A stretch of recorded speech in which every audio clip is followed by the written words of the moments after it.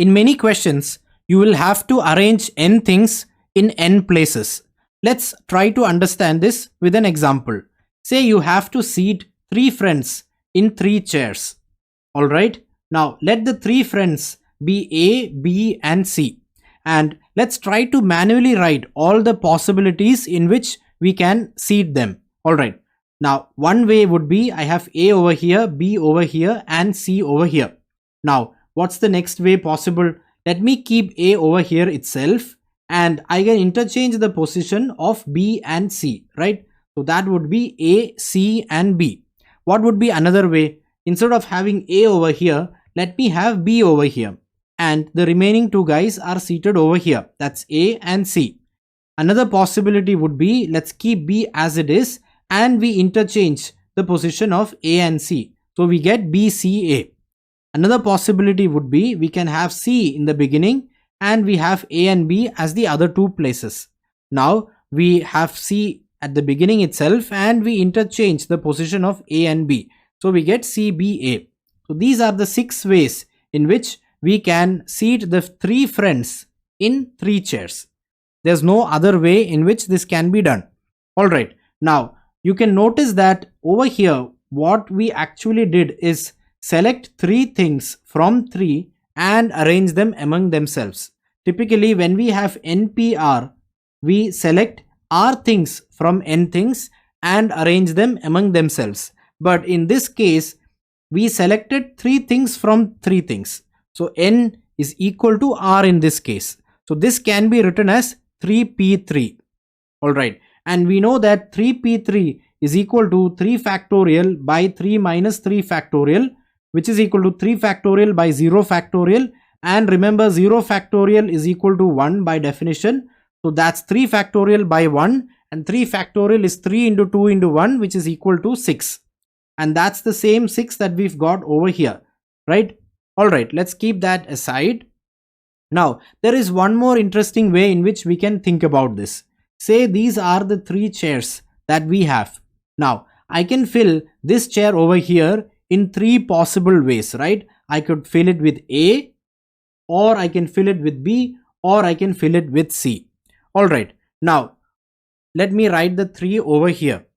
Now what about the next position? Now I have already filled somebody in this chair, right? So I am just left with 2 more friends. Therefore, over here I can position 2 friends because already 1 person has been filled over here. So this can be filled in 2 possibilities.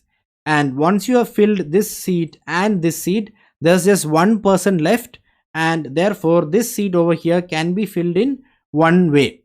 And therefore this seat and this seat and this seat can be filled in 3 into 2 into 1 way, which is 6 possibilities, which is the same 6 that we have got over here as well.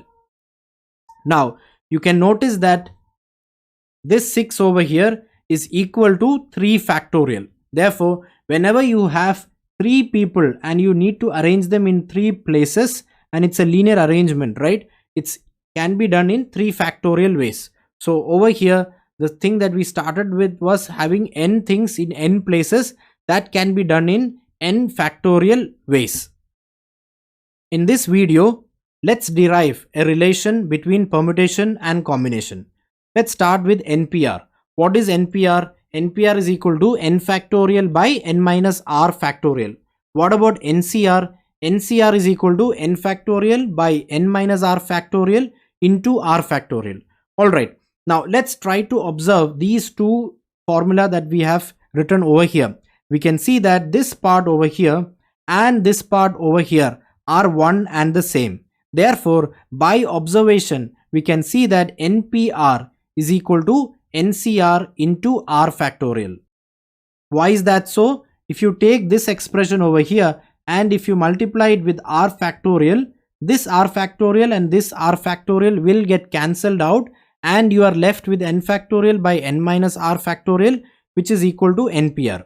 Alright, now let's take into consideration this equation that we have got over here and think about the English of it, the implication of it. Alright, what is NCR?